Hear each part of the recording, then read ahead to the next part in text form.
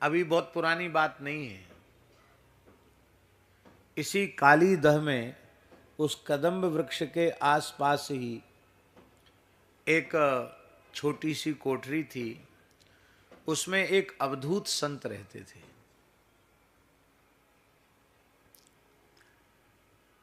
कई तरह की भाषा बोलते थे वो, कई तरह की भाषा।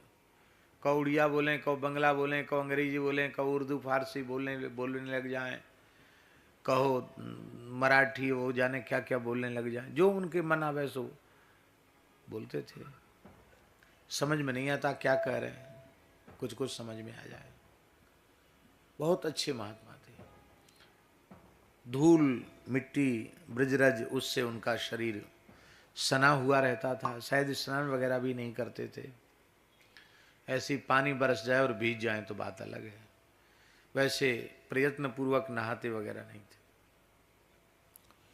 उनकी कोठरी में कचड़े कचड़ा इकट्ठा रहता। कचड़ा हमारी दृष्टि में कचड़ा, पर उनकी दृष्टि में कचड़ा नहीं था। क्योंकि घूमते फिरते कोई भगवान का टूटा फटा चित्र मिल जाए तो लाके कोठरी में रख देते।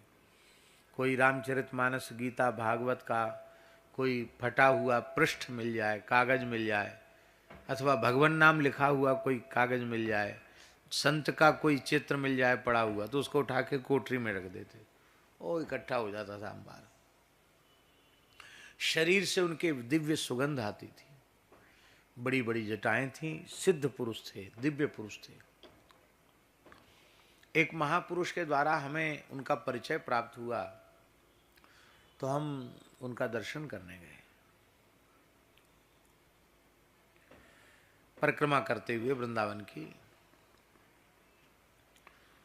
तो हमारे साथ जो लोग थे मलुक पीठ के संत, वो सब कहने लगे कि वैसी देर से निकले, कार्तिक का महीना था, वैसी देर से परिक्रमा में निकले हैं, और आपके साथ तो 2 घंटा की परिक्रमा 4 घंटे में होती है। इस महात्मा के पास जाना, उस महात्मा के पास जाना। अरे भाई 10 बज गया रात का, अब सीधे चलो। पर मैं कहा नहीं नहीं भाई, उन महात्मा का दर्शन तो करना है। तो गए। महात्मा कोठरी में बैठे थे। हमने प्रणाम किया। उड़िया भाषा बोलने लग गए।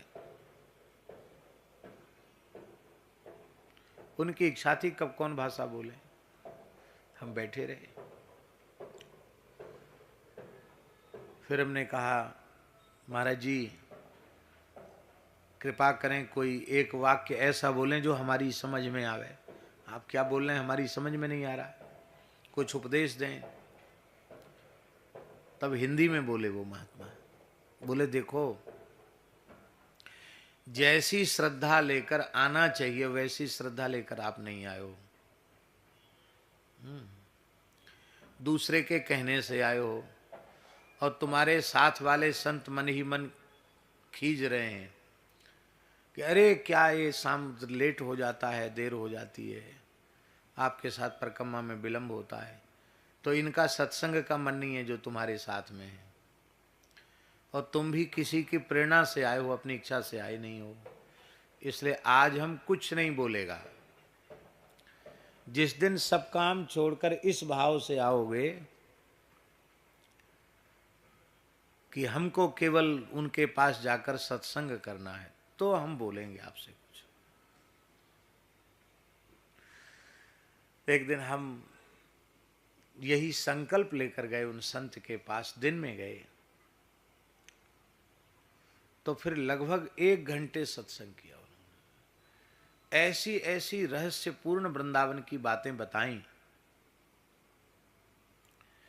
जो मंच से उजागर नहीं की जा सकती। उन्होंने भी यही बात कही कि ये कदम्ब वही कदम्ब है जिसके ऊपर चढ़कर श्री कृष्ण यमुना जी में कूदे थे। ये वही कदम्ब है, ये वही कदम्ब है जिस पर गरुड़ जी अमृत का कलश लेकर बैठे थे।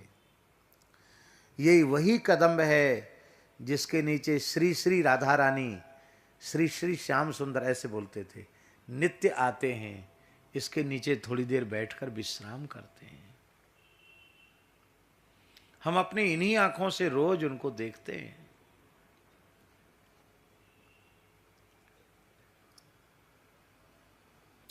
हमसे बोले आप बाहर जाते हो? हम कि हाँ बाबा जाते तो हैं। क्यों जाते हो? वृंदावन से बाहर नहीं जाना चाहिए। क्यों जाते हो? हम क्या उत्तर दें, चुप हो गए। हमारे साथ एक संत थे, उन्होंने कहा कि कथा वार्ता के लिए लोग बुलाते हैं, सत्संग के लिए इसलिए जाना पड़ता है। कहते यहीं कथा करो, बाहर क्यों जाते हो? यहीं कथा करो, जिसको सुनना होगा यहीं आएगा। हम तो चुप ही थे।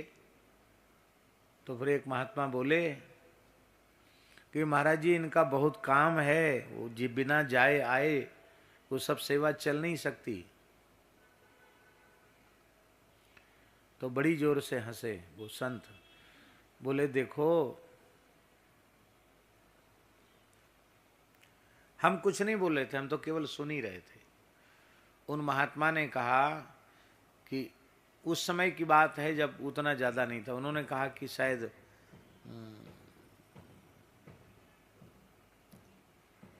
2-3 लाख रुपए, सब संस्थाओं को देखा जाए तो 2-3 लाख रुपए दिन का खर्च निकलेगा, संभवतः रसिक माधोदास जी ने कहा।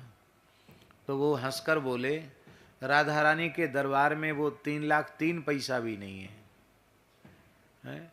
आप एक जगह बैठ जाओगे, 3 लाख नहीं 3 कोटि चाहोगे, 3 कोटि की सेवा में आवश्यक तो वो भी पूरा हो जाएगा। क्यों जाते आते हो? इसी बात पे पीछे पड़ गए।